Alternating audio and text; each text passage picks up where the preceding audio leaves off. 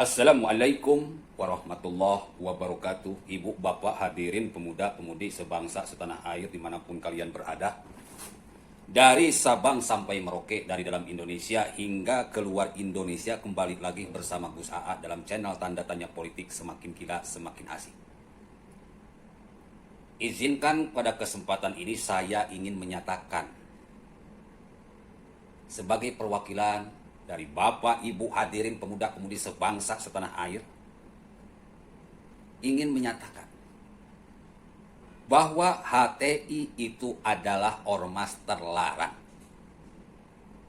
Ya Bu, bahwa HTI ini adalah ormas terlarang. Ya Pak, pemuda-pemudi sebangsa setanah air, bahwa Hizbut Tahrir Indonesia ini adalah ormas terlarang. Alasannya adalah, yang pertama sudah ada surat Menkumham yang menyatakan bahwa HTI ini ormas terlarang. Yang kedua, sudah banyak jutaan jejak digital HTI, Hizbut Tahrir Indonesia ini, yang sangat membahayakan negara. Dia ini kini sudah berubah menjadi teroris rasa oposisi dan oposisi rasa teroris. Pergerakannya sangat berbahaya, bahkan daripada PKI sekalipun. PKI itu mengadakan makar cuma satu malam dengan membunuhi para jenderal. Atau PKI ini mengadakan sebuah gerakan pembunuhan orang-orang muslim ketika sedang melaksanakan sholat subuh. Melakukan keributan agar suasana genting, ujung-ujungnya adalah penggulingan kekuasaan. PKI cuma melakukan satu hari. Tetapi HTI, Mas Bro, Hizbut Tahrir Indonesia, Mas Bro, mereka itu hampir setiap hari, setiap menit, setiap detik, setiap jam, setiap bulan, mereka terus-menerus meneriakkan khilafah. Mereka terus-menerus mendakwahkan khilafah, mencaci-panci Pancasila, mencaci-caci UUD 1945, mencaci-caci kebinekaan yang mereka anggap sebagai produk jahiliyah. Dalil yang mereka utarakan, afa hukmal jahiliyati yabghun wa man ahsanu minallahi hukman liqaumi yuqinun. Hukum jahiliyah manakah yang kalian kehendaki? Apakah tidak lebih baik hukum Allah yang kalian kehendaki jika kalian memang orang-orang yang yakin? Jadi dalil HTI ingin mengganti NKRI karena NKRI ini adalah negara jahiliyah. Ingin mengganti Pancasila karena Pancasila ini dianggap produk jahiliyah. Ingin mengganti UUD 1945 karena menganggap UUD 1945 ini produk jahiliyah. Mereka sangat benci dengan nasionalisme karena nasionalisme adalah hukum jahiliyah. Hukum-hukum undang-undang yang sudah berjalan dan ditetapkan di negara ini pun mereka anggap sebagai hukum jahiliyah. Lalu mereka klaim bahwa khilafah adalah hukum Allah. Tidak ada, Mas Bro, satupun ayat dalam Al-Quran yang memerintahkan mendirikan khilafah atau menerangkan bahwa khilafah ini produk Allah, hukum Allah. Tidak ada itu. Ya Bu, Bapak-bapak, hadirin pemuda-pemudi sebangsa setanah air, tidak ada satu ayat pun yang memerintahkan dalam Al-Quran untuk mendirikan negara khilafah. Tetapi ada sebuah perintah. Tsumma awrasnal kitaba alladzina astafaina min ibadina. Bukan itu. Wa an yahkum bainahum bima anzalallahu wa la tattabi'u ahwa.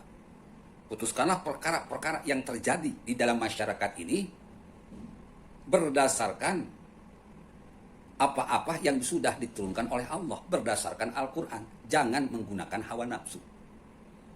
Apa itu hukum Allah? Hukum kebenaran dan hukum keadilan. Contoh hukum Allah. Hukum yang kalau diterapkan tidak membuat kerusakan. Hukum yang kalau diterapkan tidak menyebabkan permusuhan atau pertumpahan darah. Hukum yang diterapkan membuat manusia ini bisa saling asah, bisa saling asih, bisa saling asuh. Tidak saling gasak, tidak saling gesek, tidak saling gosok, tidak saling tanjak, tidak saling tonjok. Itu hukum Allah. Makanya orang-orang yang menegakkan hukum Allah, Allah berikan gelar mutmainnah, orang-orang yang cinta kedamaian. Yang hatinya damai, yang pemikirannya damai, yang lisannya damai, yang perbuatannya damai. Lisannya menenangkan dan menyenangkan, perbuatannya pun menenangkan dan menyenangkan. Mampu membuat dirinya tersenyum, istrinya tersenyum, anak-anaknya tersenyum, masyarakatnya tersenyum, negaranya tersenyum, agamanya tersenyum, bahkan membuat Allah tersenyum. Makanya dalam ayat selanjutnya kata Allah, irji'i ila rabbiki radiyatan mardiyah. Karena ente-ente ini sudah membuat diri tersenyum dan orang lain tersenyum. Maka ketika ente mati, ketika ente meninggal, ente akan melihat bagaimana malaikat tersenyum dan Allah pun tersenyum. Wadkhuli jannati, kata Allah, masuklah ke dalam surgaku. Dalam ayat yang lain, wala tahsabanna alladzina qutilu fi sabilillahi amwata. Barang siapa yang mati berjuang di jalan Allah, barang siapa yang berjuang di jalan Allah, lalu dia mati, maka sesungguhnya dia tidaklah mati, tapi dia mendapatkan rezeki dari Allah yang Maha Suci. Membuat Allah tersenyum, ruhnya pun disimpan di tempat yang dimuliakan Allah Subhanahu wa Ta'ala. Itulah orang-orang yang mendapatkan balasan karena menegakkan hukum Allah dengan sebaik-baiknya. Hukum Allah adalah hukum yang jika diterapkan akan membuat negara ini aman, damai, tentram, tenang, nyaman, penuh senyuman. Sementara hukum khilafah, coba perhatikan di Timur Tengah sana. Palestina hancur lebur karena golongan orang-orang khilafah. Berjuang gak pakai otak. Ya Bu, Bapak-bapak hadirin pemuda-pemudi sebangsa setanah air. Berjuang gak pakai otak. Syria hancur lebur. Negaranya rusak. Karena orang-orang khilafah, orang-orang HTI berjuang gak pakai otak. Irak, lalu Libya, mereka berjuang mengklaim menegakkan hukum Allah tapi gak pakai otak. Akhirnya negaranya rusak. Umatnya menangis darah. Kerusakan di mana-mana, perang saudara, entah kapan berhenti ujung pangkalnya. Ini bukan hukum Allah, khilafah bukan hukum Allah. Khilafah itu hukum setan, hukum iblis yang bisa membuat hati kita rusak, yang bisa membuat pemikiran kita rusak, yang bisa membuat lisan kita rusak, yang bisa membuat perbuatan kita rusak. Kalau sudah banyak para perusak, maka negara ini akan rusak. Saya, rakyat Indonesia dari Sabang sampai Merauke, dan juga pemerintah Indonesia tidak akan membiarkan negara ini rusak, generasi ini rusak, rakyat Indonesia rusak. Ibu, bapak, hadirin pemuda-pemudi sebangsa setanah air. Kalau HTI ini sudah dilarang, berarti sudah haram. Benderanya haram dikibarkan. Pengajian-pengajiannya haram diadakan. Sekolahnya, madrasahnya, perguruan tingginya sudah selayaknya oleh rakyat dan pemerintah tutup. Oleh TNI dan Polri gerbek. Masa cuma oleh Banser doang? Banser ini tidak punya kekuasaan untuk mengambil tindakan hukum. Tapi Banser melakukan tindakan kemarin itu kepada yayasan yang melakukan dakwah khilafah. Itu adalah sebuah sindiran lembut bagi TNI Polri yang terkesan membiarkan orang-orang HTI ini terus-menerus mengepakkan sayapnya. Banser sudah teruji, hubul waton minal iman. Mencintai tanah air adalah sebagian daripada iman. Kita sholat dalam kondisi perang, sholatnya tidak akan benar. Kita tahajud dalam kondisi perang, tahajudnya nggak akan benar. Ibadah apapun dalam kondisi perang tidak akan benar. Jadi hubul waton minal iman. Mencintai tanah air, menjaga tanah air dari manusia-manusia yang ingin mengganti Pancasila dengan khilafah. ada sebagian daripada iman, pahalanya gede. Salut saya buat Bansar yang sudah berani menggerebek kegiatan khilafah yang ada di daerahnya. Mudah-mudahan selanjutnya bisa menyadarkan TNI Polri untuk menggerebek, menangkap orang-orang khilafah dari tingkat bawah hingga pejabat, dari rakyat hingga pengurus-pengurus BUMN.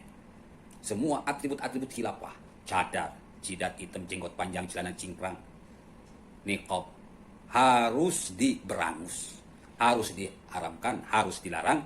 Kalau merasa NKRI yang berbineka tunggal ika, silahkan pakai kebudayaan yang ada di Indonesia. Jangan menonjolkan fanatisme agama, karena akan sangat berbahaya bagi persaudaraan kebinekaan yang ada di Indonesia. Sekali lagi, HTI ini organisasi terlarang. Haram untuk hidup dan berkembang di Indonesia. Rakyat Indonesia yang masih cinta NKRI, jika ada kegiatan HTI di daerah kalian, segera laporkan kepada Banser atau segera laporkan kepada TNI Polri. Kalau misalkan takut, tinggal shoot pakai handphone, lalu kirim ke Gus AA. Nomor WA-nya adalah 0882 1810 0499. Kalian berhadapan langsung dengan Gus AA. WA-nya cuma satu, YouTube-nya ada 2, Gus AA dan channel tanda tanya politik. Facebook-nya cuma 1, Twitter nggak punya, IG-nya Ustadz AA Agus, cuma ada 1. Nanti saya akan coba masukkan ke dalam situs-situs TNI Polri atau ke dalam Banser untuk segera diproses, baik secara tindakan yang harus dilakukan secara kemasyarakatan, secara sosial maupun secara hukum. Saya nggak pernah takut untuk dipenjara. Saya tidak pernah takut untuk dibunuh. Pengacara recehan yang mengatakan akan mensokmasi, yang mengatakan akan mengambil tindakan hukum pada orang-orang yang berani mengatakan bahwa HTI ini adalah organisasi terlarang. Sekali lagi saya katakan, saya Gus A tidak pernah takut dengan penjara dan hukum. Tidak pernah takut untuk terbunuh. Saya berani katakan HTI ini adalah organisasi terlarang, haram untuk hidup dan berkembang di Indonesia.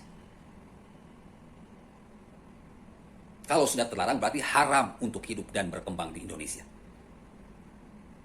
Kalau sudah haram berarti najis untuk hidup dan berkembang di Indonesia. HTI ini tai. Himpunan tai-tai Indonesia. Masa tai mau kalian makan?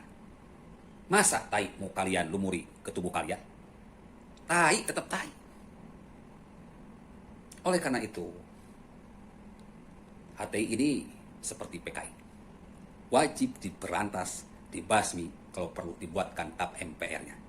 Presiden nggak usah takut. TNI Polri nggak usah takut. Rakyat nggak usah takut. Secara hukum agama, membasmi HTI adalah kewajiban. Secara hukum pidana, membasmi HTI adalah kewajiban. Secara kemanusiaan, membasmi HTI adalah kepatutan, juga kewajiban. Secara nasionalisme, membasmi HTI adalah kewajiban. Jadi, HTI haram di Indonesia. Billahi taufiq wal hidayah. Wassalamualaikum warahmatullahi wabarakatuh.